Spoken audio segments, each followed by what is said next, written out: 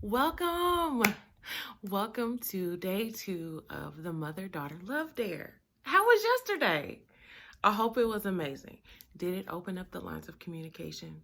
I know you were probably like, let me see if I want to ask them that. I know that it was helpful. I've gotten your feedback. Yes, I'm so excited for you. So let's get into day 2.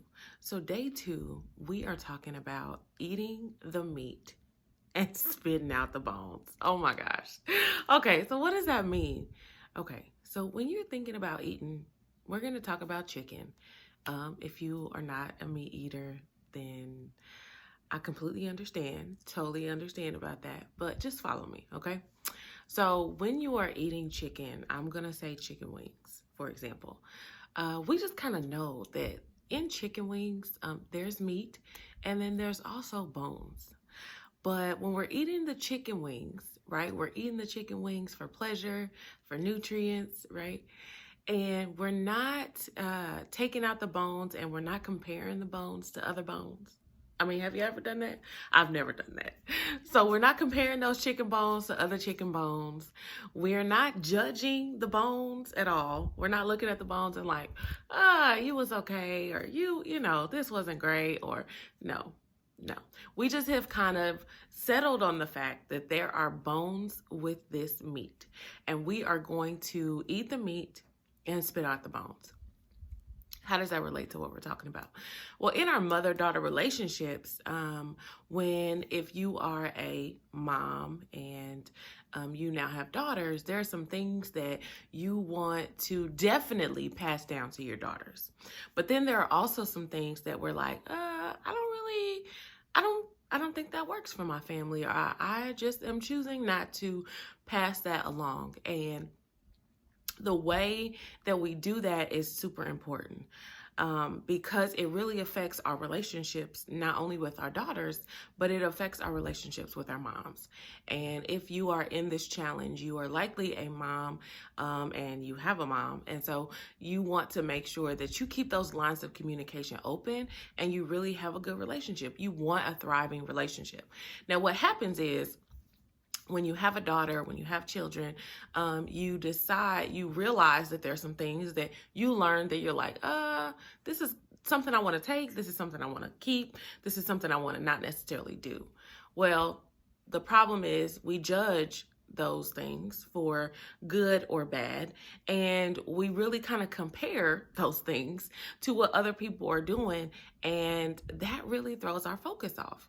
It really is no relevance. Like, comparing, and this is with any relationship, comparing your relationship to what other people do, to determine if it's good or bad, is really something that takes your focus away.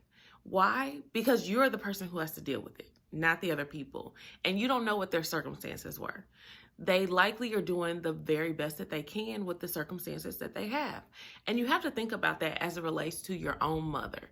When I got this revelation that my mom is human and that she was doing the absolute best that she could, it really took the pressure off our relationship, because it took away the expectation that she was going to be perfect. Okay. And I know sometimes we think that our parents are going to be perfect. And I'm sure our children think that we're going to be perfect. And they have these expectations. But it's up to us to really debunk those myths. Okay. So when we're thinking about eating the meat, spitting out the bones, the biggest thing is to not judge. And the biggest thing is to not compare. And the reason for that is it really diminishes your focus from the things that you want. That chicken was designed to give you pleasure. That chicken was designed to give you nutrients. That chicken was designed to really enhance your experience as a person, okay? And when you start to compare and you start to judge, it really takes away from that. So think about that in your relationship throughout this challenge. What are you judging your mom for? What are you judging her for?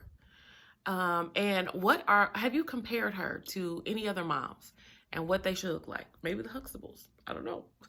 I know that I definitely have. And so this is why I'm challenging you to think about the way you have seen your mother. So what is the action step for today? This is the thing. If you have daughters and you have, and your mom, you are blessed to have your mom still alive, this is the challenge that I want you to complete for today. And it works for both. I want you to not ask them for anything. And so if your kids are living with you, your daughters are living with you, that means don't ask them to do anything. Don't ask them to pick up anything. Don't ask them to clean anything. Does that start to give you anxiety a little bit? Just today, I want you to just, any conversation that you have with them, I want it to be about you getting to know them. Because look, the judging and the comparing, it really takes away from the connecting. And so I want us to think about that today. So I really want us to, don't ask your kids to do anything. Don't ask your daughter to pick up anything. This is the day that they don't have to do any of that. And every conversation that you have with her, I want it to be about you finding out what she likes, why she likes it, what's going on in her life. And if you're a daughter with your mom, I want you to ask her about her history.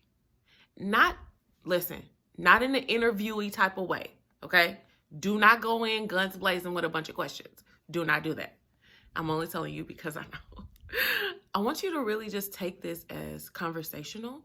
And if you have to write down the questions to kind of memorize them, to kind of know how you want to, you really want it to flow, okay? This is not a session where you're interviewing them, that you're not private eye detective. I know you're good at getting information. I know moms are really good at that, but I don't want it to be a way. I don't want them to know that they're being asked.